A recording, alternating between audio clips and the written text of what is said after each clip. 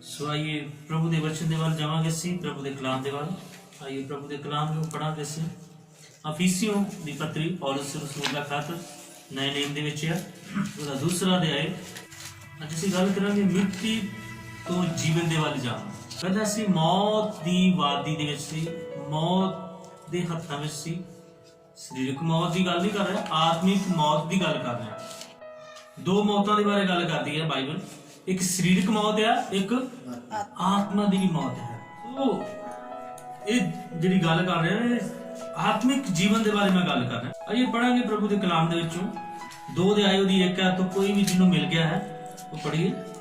उसने तुम्हें भी जिलाया जो अपने अपराधों और पापों के कारण मरे हुए थे। हालेलुया।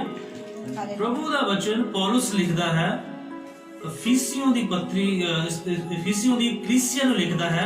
वो कहंदा कि तुम्हें भी जलाया, यानी कि जिंदा कीता, जो अपने अपराधां दे और पापां दे कारण मरे हुए थे।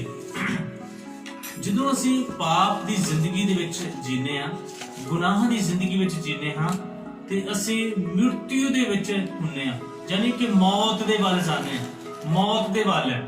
ਪਰ ਪ੍ਰਭੂ ਦਾ ਵਚਨ, ਪ੍ਰਭੂ ਦਾ ਕਲਾਮ ਇਸ ਜਗਤ ਦੱਸਦਾ ਹੈ ਕਿ ਤੁਸੀਂ ਪਹਿਲਾਂ ਉਹਨੇ ਕੀ ਕਰ ਦਿੱਤਾ, ਸਾਨੂੰ ਜਲਾ ਦਿੱਤਾ, ਮਤਲਬ ਕਿ ਜ਼ਿੰਦਾ ਕਰ ਦਿੱਤਾ। ਜਦੋਂ ਅਸੀਂ ਯਿਸੂ ਮਸੀਹ ਦੇ ਵਿੱਚ ਆ ਗਏ ਆ, ਜਦੋਂ ਯਿਸੂ ਮਸੀਹ ਨੂੰ ਅਸੀਂ ਗ੍ਰਹਿਣ ਕਰ ਲਿਆ, ਤੇ ਉਸ ਦਿਨ ਤੋਂ ਅਸੀਂ ਕੀ ਹੋ ਗਏ ਆ, ਜ਼ਿੰਦਾ ਹੋ ਗਏ ਆ। ਅਸੀਂ ਜਿਹੜੀ ਆਤਮਿਕ ਮੌਤ ਆ ਉਸ ਨੂੰ ਨਹੀਂ ਵੇਖਾਂਗੇ, ਕਿਉਂਕਿ ਯਿਸੂ ਦੇ ਲਹੂ ਦੇ ਨਾਲ ਕੀ ਹੋ ਗਏ, ਆਪਾਂ ਛੁਡਾਏ ਗਏ ਆ। ਯਿਸੂ ਦੇ ਅਨੁਗ੍ਰਹਿ ਦੇ ਨਾਲ ਕੀ ਕੀਤੇ ਗਏ ਆ, ਉਸ ਪਾਪ ਦੀ ਗੁਲਾਮੀ ਤੋਂ ਕੀ ਕਰ ਦਿੱਤਾ, ਸਾਨੂੰ ਯਿਸੂ ਮਸੀਹ ਨੇ ਕੀ ਕਰ ਦਿੱਤਾ, ਛੁਡਾ ਲਿਆ। ਮਰੇ ਹੋਏ ਥੇ ਕਹਿੰਦੇ ਆ, ਯਾਨੀ ਕਿ ਪਹਿਲਾਂ ਦੀ ਗੱਲ ਕਰ ਰਿਹਾ, ਹੁਣ ਦੀ ਨਹੀਂ ਗੱਲ ਕਰ ਰਿਹਾ। ਪਹਿਲਾਂ ਜਦੋਂ ਅਸੀਂ ਯਿਸੂ ਮਸੀਹ ਨੂੰ ਨਹੀਂ ਸੀ ਜਾਣਿਆ, ਉਸ ਸਮੇਂ ਦੀ ਗੱਲ ਕਰ ਰਿਹਾ। ਜਦੋਂ ਅਸੀਂ ਯਿਸੂ ਮਸੀਹ ਨੂੰ ਜਾਣ ਲਿਆ, ਯਿਸੂ ਮਸੀਹ ਨੂੰ ਆਧਾਰ ਕਰਤਾ ਮੰਨ ਲਿਆ, ਉਸ ਦਿਨ ਤੋਂ ਹੁਣ ਤੁਸੀਂ ਕੀ ਹੋ ਗਏ, ਜੋ ਜ਼ਿੰਦਾ ਹੋ ਗਏ ਜੋ। हालेलुया। और आगे की कहता है, जिनमें तुम पहले इस संसार की रीति पर और आकाश के अधिकार के हाकिम और अर्थात उस आत्मा के अनुसार चलते थे, जो अब भी आज्ञा ना मानने वालों में कार्य करता है। हालेलुया। पहला दी गल कर रहा, फिर इस जगह कर रहा, जिनमें तुम पहले इस संसार की रीति पर आकाश के अधिकार के हाकिम अर्थात उस आत्मा के अनुसार चलते थे, जो अब भी आज्ञा ना मानने वाले कार्य में कार्य करता है। अब भी पहले दी गल कर रहे हैं, फिर इस जगह कर रहे कि पहला जो तुसी आज्ञा नहीं सी मनने वाले, उस अधिकार दे, उस आत्मा दे, उस हाकम दे अधीन सी, यानी कि शैतान दे हत्थां विच सन। तुसी पहला शैतान दे काबू कीते हुए सी। पर अब कुछ लोग कहते हैं अब भी आज्ञा ना मानने वाले में कार्य करता है, यानी कि जिहड़ी आज्ञा नहीं मानते उन्हां दे विच की करदा है, दुष्ट दी जिहड़ी शक्ति आ वो काम करदी है।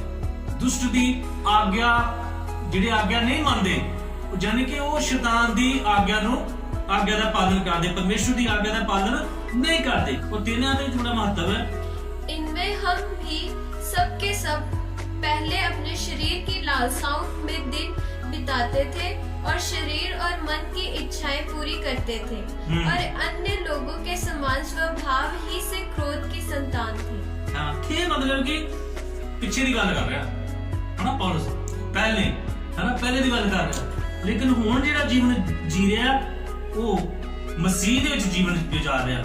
लेकिन पौलुस जिहड़ा इफिसियों दी कलीसिया नूं लिख रहा है, उन्होंने जागृत कर रहा है कि तुसी की हो गए, जो जिंदा हो गए, जो पहले तुसी मरे हुए सी, तुसी हुण मसीह दे विच की हो गए हो, जिंदा हो गए हो। पहला साडा जीवन किहो जिहा सी, कितना जींदे सन, कितना साडा जीवन सी, है ना, पहला कितना था। इनमें हम भी सब के सब अपने आप में कह रहा, मैं कार्य करता, इनमें सब हम भी सब के सब पहले अपने शरीर की लालसाओं में दिन बताते थे और शरीर के मन की इच्छाएं पूरी करते थे, और अन्य लोगों के समान स्वभाव ही से क्रोध की संतान थे। यानी क्रोध की संतान किन्हों क्या गया, शैतान दी संतान।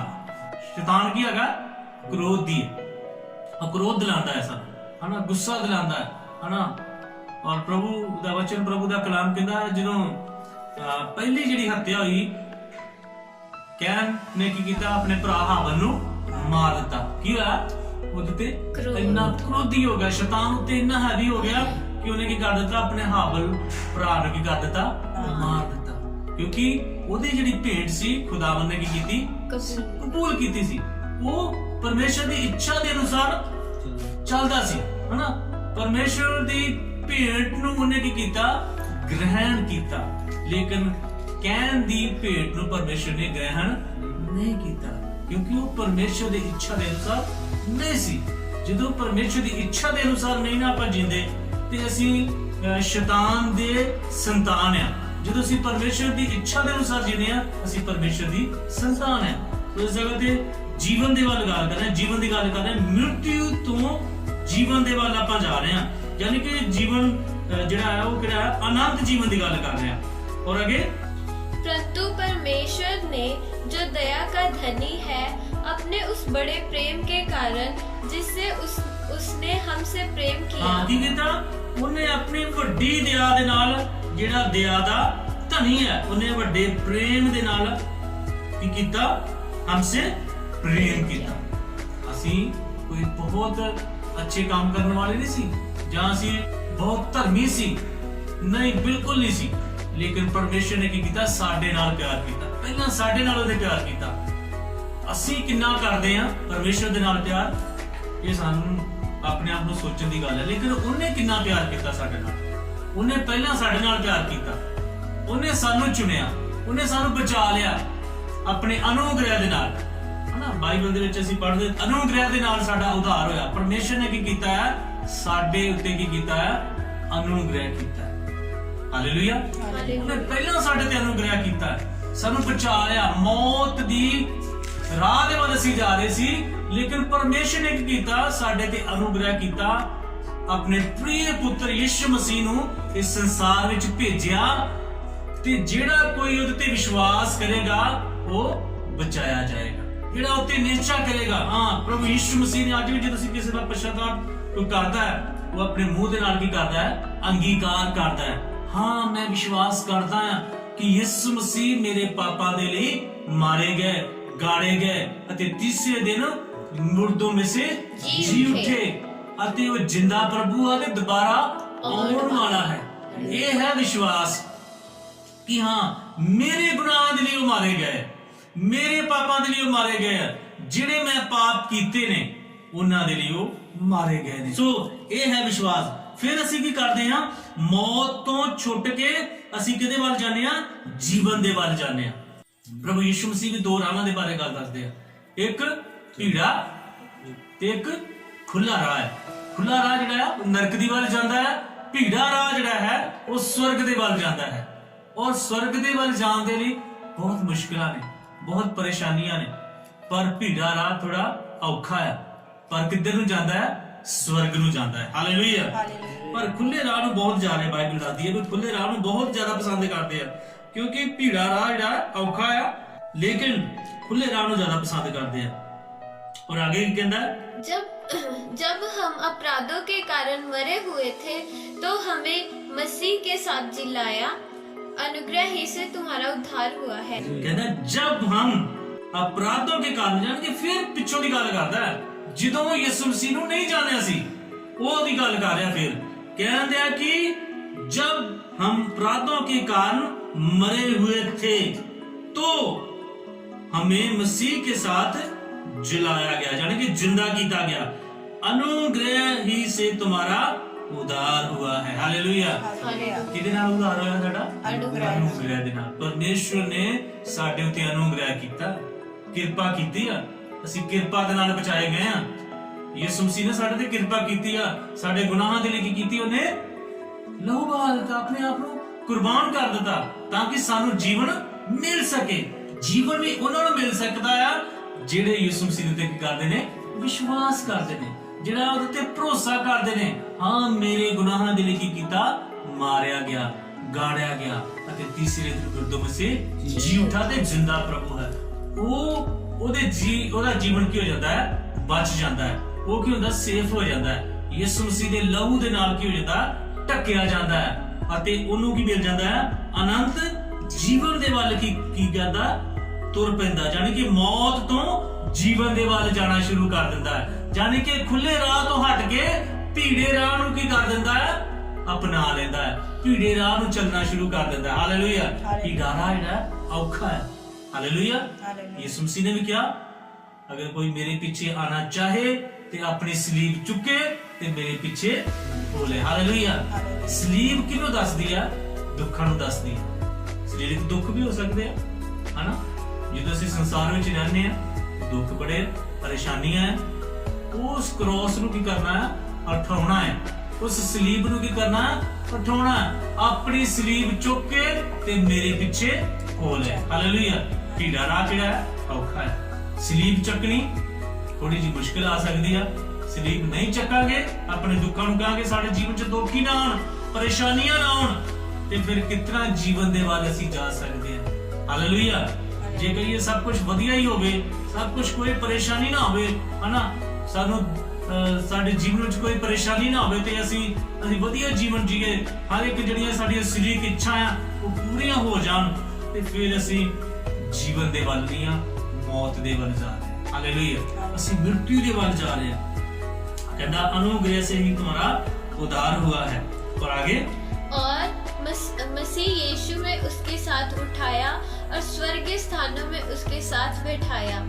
पौलुस क्या दिया, और मसीह में उसके साथ उठाया और स्वर्गीय स्थानों में उसके साथ बिठाया। यीशु मसीह करदा है सानू अपने नाल भी करदा है, बिठांदा है। किथे बिठांदा है, स्वर्गीय स्थानां दे उत्ते की करदा है, वो बिठांदा है। और अगली याद, कि वह अपनी उस कृपा से जो मसीह यीशु में हम पर है, आने वाले समयों में अपने अनुग्रह का असीम धन दिखाए। हालेलुया। की करेगा, असीम धन की करता है, दिखाਉਂਦਾ अपने अनुग्रह ਦੇ ਨਾਲ। आने वाले समय ਦੇ ਬਾਰੇ ਗੱਲ ਕਰਦਾ ਹੈ।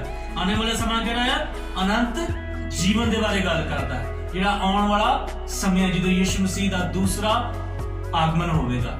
ਯਿਸੂ ਮਸੀਹ ਦੂਸਰੀ ਵਾਰ ਜਦੋਂ ਇੱਕ ਵਾਰੀ ਚਲੇ ਗਿਆ ਤੇ ਦੁਬਾਰਾ ਆਉਣ ਵਾਲੇ ਨੇ, ਅਤੇ ਉਸ ਦੀ ਗੱਲ ਕਰ ਰਿਹਾ ਹੈ।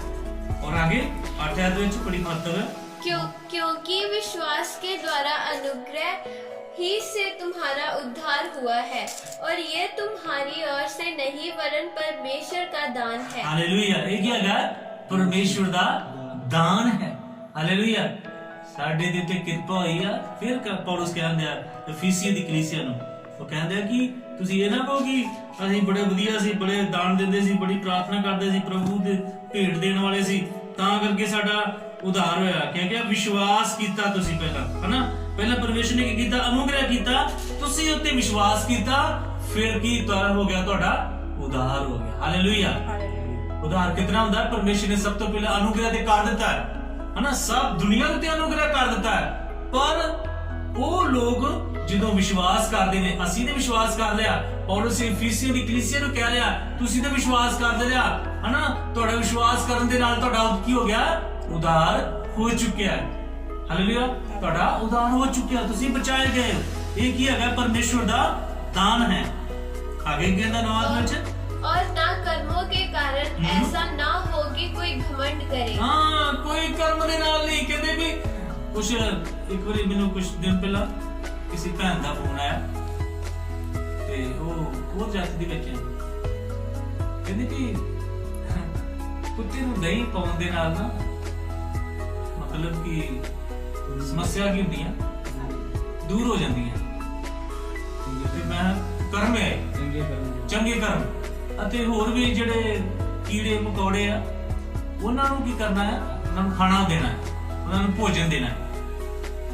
ਤੇ ਮੈਂ ਉਹਨੂੰ ਕਿਹਾ, ਮੈਂ ਭੈਣ ਜੀ ਦੇਖੋ, ਪ੍ਰਭੂ ਦੇ ਕਲਾਮ 'ਚ ਲਿਖਿਆ ਕਿ ਉਡਦੇ ਪੰਛੀਆਂ ਨੂੰ ਵੇਖੋ, ਨਾ ਉਹ ਬੀਜਦੇ ਨਾ ਵੱਢਦੇ ਆ, ਪਰਮੇਸ਼ਰ ਵੀ ਕਰਦਾ ਉਹਨਾਂ ਦੀ ਰਾਖੀ ਕਰਦਾ, ਉਹਨਾਂ ਨੂੰ ਖਾਣਾ ਭੋਜਨ ਦਿੰਦਾ ਹੈ, ਹਨਾ।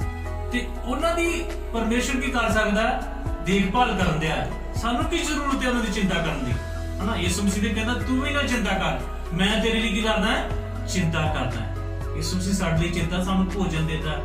ਅੱਜ ਦੇਖੋ ਲਾਕਡਾਊਨ ਕਿੰਨਾ ਹੋ ਗਿਆ, ਕੋਈ ਭੁੱਖਾ ਸੁੱਤਾ जिन्हें प्रभु के लोग एक मैं तो कहना सब तो वधिया बनता पिया है ना, क्योंकि वेले सारे कभी कुछ कहते आ बनाए, कभी कहते कुछ आ बनी वधिया बना के खाते हैं, हालेलुया, कुछ ना कुछ वधिया बेस्ट है ना। परमेश्वर का वचन कहता है जो काल पिया सी 3.5 साल का इजराइल दे विच, जो एलिया नबी ने शब्द किया सी कि 3.5 साल तक ना मीह ते ना त्रेल पवे इस धरती उत्ते। की होया 3.5 साल काल पिया सी, ਜਿਹੜਾ एरिया सी एक नाले दे चला गया सी। परमेश्वर की करता सी, वो नाले दे चुकी करता सी, पानी पींदा सी ते ਕਾਂ की करदे सन, ਉਹਨਾਂ ਦੀ ਰੋਟੀ ਤੇ ਮਾंस भी लेके आंदे सन। ਕਾਂ कदे किसी ਨੂੰ ਰੋਟੀ दे सकदे? कदी वास्ते नहीं दे सकदे, है ना, वो ते खो लेंदे आ, है ना, खो लेंदे। कौआ ਜਿਹੜਾ बड़ा ਚਲਾਕ ਹੈਗਾ, ਪੰਛੀ ਜਿਹੜਾ ਤੇ ਪੰਛੀ ਜਿਹੜੇ ਆ, ਪੰਛੀਆਂ ਨੂੰ ਪ੍ਰਭੂ ਕਹਿ ਰਿਹਾ, ਹੁਕਮ ਦੇ ਰਿਹਾ ਤੇ ਮੇਰੇ ਲੋਕਾਂ ਮੇਰੇ ਬੰਦੇ ਦੇ ਲਈ ਕਾ ਭੋਜਨ ਖਾ ਲਓ, ਤੇ ਉਹਨੂੰ ਭੋਜਨ ਮਿਲਦਾ ਹੈ। ਜਦੋਂ ਉਸ ਪਾਣੀ ਜਿਹੜਾ ਨਾਲੇ ਵਿੱਚੋਂ ਖਤਮ ਹੋ ਜਾਂਦਾ ਤੇ ਫਿਰ ਪ੍ਰਭੂ ਕਿਸੇ ਵਿਧਵਾ ਨੂੰ ਇਸਤੇਮਾਲ ਕਰਦਾ ਹੈ। ਦੇਖੋ ਕੰਮ ਤੇ ਪ੍ਰਭੂ ਇਸ ਸਮੇਂ ਦੇ ਵਿੱਚ ਵੀ ਲਾਕਡਾਊਨ ਜਿਹੜਾ ਹੋਇਆ ਹੈ, ਇਸ ਸਮੇਂ ਦੇ ਵਿੱਚ ਵੀ ਆਪਣੇ ਲੋਕਾਂ ਦੀ ਕੀ ਕਰੇਗਾ? ਹਰ ਇੱਕ ਜ਼ਰੂਰਤ ਪੂਰੀ ਕਰੇਗਾ। ਪਰਮੇਸ਼ਰ ਹਰ ਇੱਕ ਚੀਜ਼ ਮੁਹੱਈਆ ਕਰੇਗਾ। ਅਸੀਂ ਜੀਵਨ ਦੇ ਵੱਲ ਤੁਰੇ ਜਾਣਾ ਹੈ। ਮੈਂ ਤੁਹਾਨੂੰ ਅੱਜ ਕਹਿਣਾ ਚਾਹੁੰਦਾ, ਅਸੀਂ ਜੀਵਨ ਦੇ ਵੱਲ ਜਾ ਰਹੇ ਹਾਂ। ਅਸੀਂ ਜੀਵਨ ਮੌਤ ਤੋਂ ਪਾਰ ਲੰਘ ਕੇ ਕਿੱਧਰ ਨੂੰ ਜਾ ਰਹੇ ਹਾਂ? ਜੀਵਨ ਦੇ ਵੱਲ ਜਾ ਰਹੇ ਹਾਂ। ਹਾਲੇਲੂਇਆ। ਅਸੀਂ ਭੀੜੇ ਰਾਹ ਨੂੰ ਜਾ ਰਹੇ ਹਾਂ, ਔਖਾ ਆ।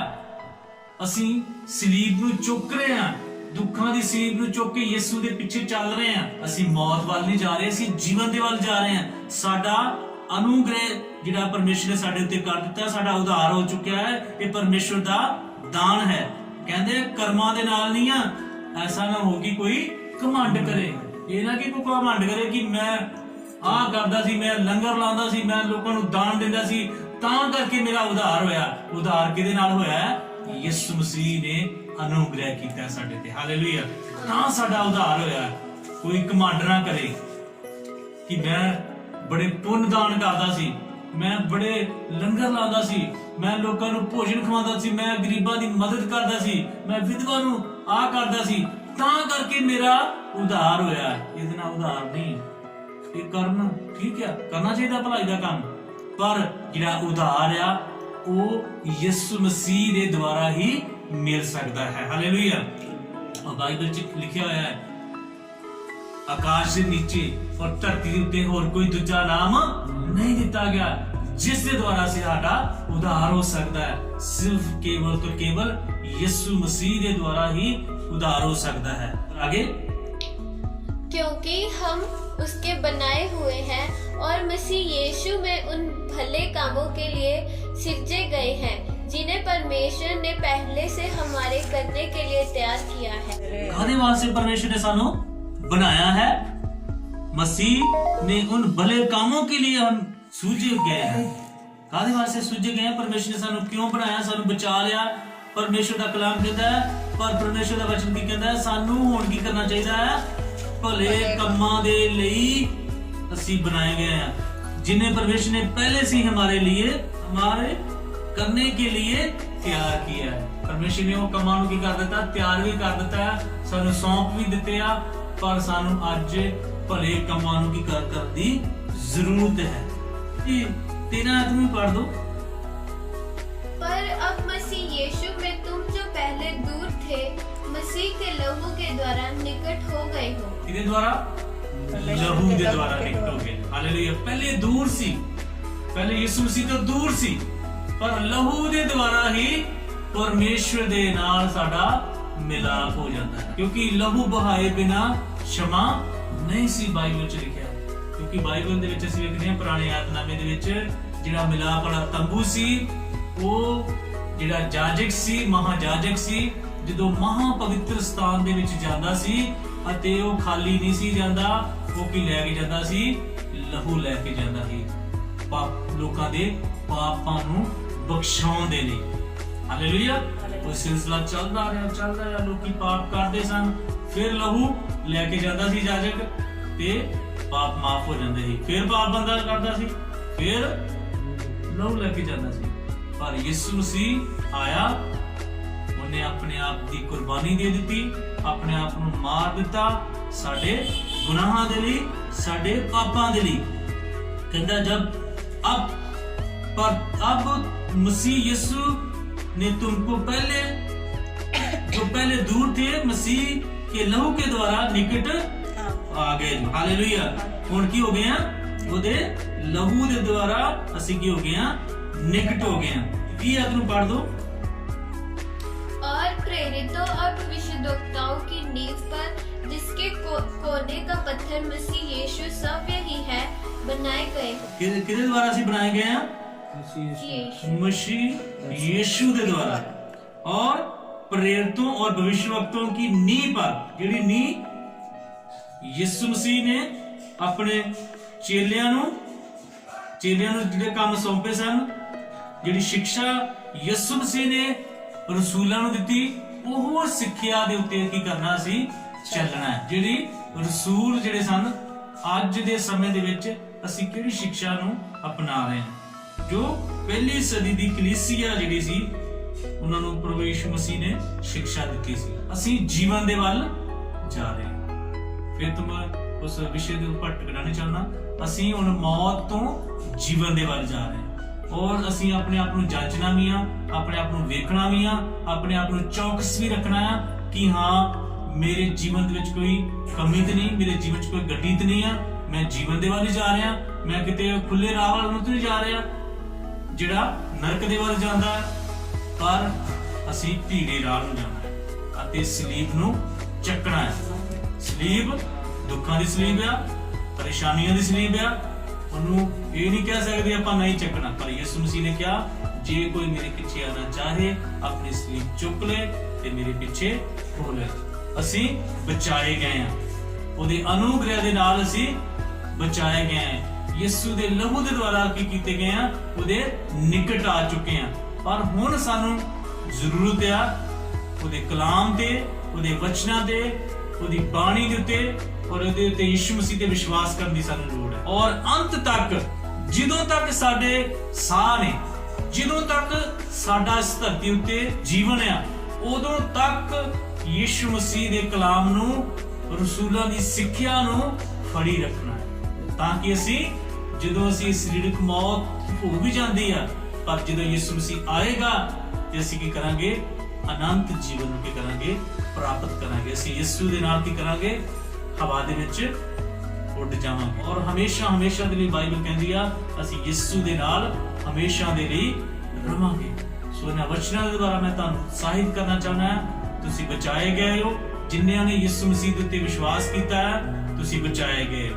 ਔਰ ਇਹਨਾਂ ਦਿਨਾਂ ਦੇ ਵਿੱਚ ਆਪਣੇ ਵਿਸ਼ਵਾਸ ਨੂੰ ਬਣਾਏ ਰੱਖੋ। ਇਹਨਾਂ ਦਿਨਾਂ ਦੇ ਵਿੱਚ ਸ਼ੈਤਾਨ ਵੀ ਕਈਆਂ ਨੂੰ ਭਰਮਾ ਰਿਹਾ ਹੈ, ਸ਼ੈਤਾਨ ਵੀ ਕਈਆਂ ਨੂੰ ਉਹਨਾਂ ਦੇ ਵਿਸ਼ਵਾਸ ਨੂੰ ਡਗਮਗਾ ਰਿਹਾ ਹੈ। ਤੁਸੀਂ ਸੇਫ ਹੋ, ਯਿਸੂ ਦੇ ਲਹੂ ਦੇ ਨਾਲ ਸੇਫ ਕੀਤੇ ਹੋਏ ਹੋ। ਹਾਲੇਲੂਇਆ। ਔਰ ਆਪਣੇ ਆਪ ਨੂੰ ਵਿਸ਼ਵਾਸ ਦੇ ਵਿੱਚ ਬਣਾਏ ਰੱਖੋ। ਇਹਨਾਂ ਦਿਨਾਂ ਦੇ ਵਿੱਚ ਬਹੁਤ ਮੁਸ਼ਕਲ ਆ, ਬਹੁਤ ਪਰੇਸ਼ਾਨੀ ਆ, ਸਾਨੂੰ ਘਰ ਦੇ ਵਿੱਚ ਰਹਿਣਾ ਪੈ ਰਿਹਾ ਹੈ।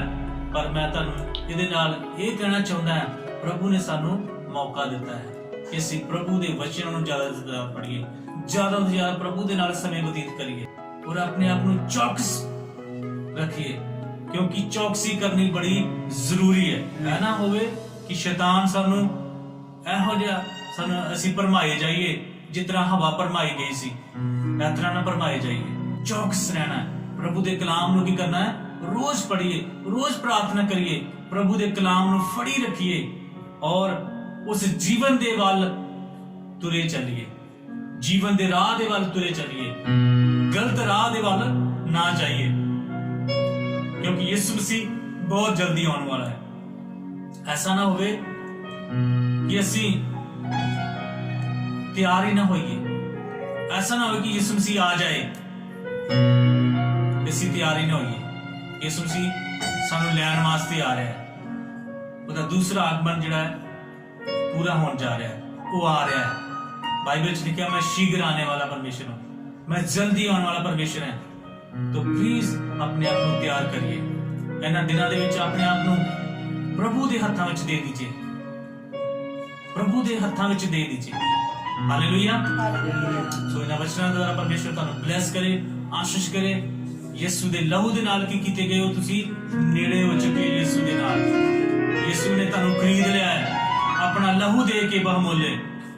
ਤੁਸੀਂ ਬਚਾਏ ਗਏ ਜੋ, ਪਰ ਸਾਨੂੰ ਆਪਣੇ ਜੀਵਨ ਨੂੰ ਵੇਖਣ ਦੀ ਲੋੜ ਹੈ, ਆਪਣੇ ਆਪ ਨੂੰ ਪਰਮੇਸ਼ਰ ਦੇ ਹੱਥਾਂ ਵਿੱਚ ਦੇਣ ਦੀ ਲੋੜ ਹੈ। ਆइए ਆਪਣੀ ਅੱਖਾਂ ਨੂੰ ਬੰਦ ਕਰਾਂਗੇ, ਸਿਰਾਂ ਨੂੰ ਝੁਕਾਵਾਂਗੇ। ਪ੍ਰਭੂ ਨੇ ਵਚਨਾਂ ਦੁਆਰਾ ਪਰਮੇਸ਼ਰ ਤੁਹਾਨੂੰ ਬਲੈਸ ਕਰੇ।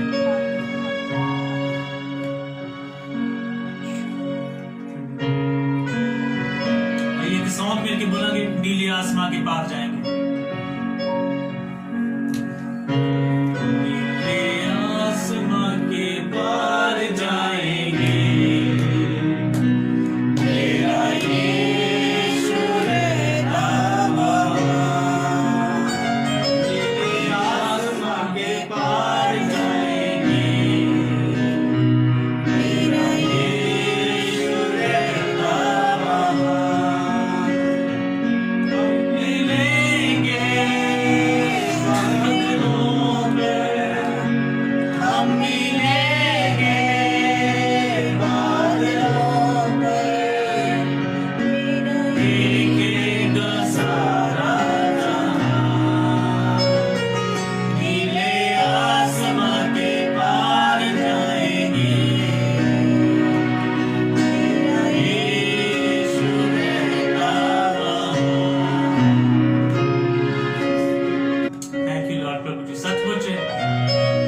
उस नीले आसमां के पार जाना सचमुच प्रभु इसे अपने आप को तैयार कर सके तेरे कलाम के द्वारा, तेरे वचन के द्वारा। प्रभु जी से अपने आप को तैयार कर सके, साड़ी अगवाई कर। और जिन्हें इस जगह पे प्रभु जी साड़ी इस संगति विच मौजूद ने प्रभु जी, उन्होंने बरकत दो प्रभु जी। जिहड़े ऑनलाइन प्रभु जी इस प्रार्थना ਨੂੰ इन वचनों ने सुनिया है, और प्रभु जी इन वचनों द्वारा प्रभु उन्होंने ब्लेस कर प्रभु जी। तो यीशु मसीह के नाम से उन्होंने ब्लेस करता, आशीष करता प्रभु जी। प्रभु अपने लोगों को तुसी अपने लहू के द्वारा सेव किया होया है। वो कोई महामारी, कोई बीमारी उन्हें ते ना आ पावे। प्रभु तेरा अनुग्रह उन्हें ते बने रहे, उनकी हर एक जरूरत, हर एक लोड़ा पूरे करो प्रभु जी। और प्रभु इजराइल में 3.5 साल का काल सी, तू अपने लोगों की प्रभु जी मदद करता सी।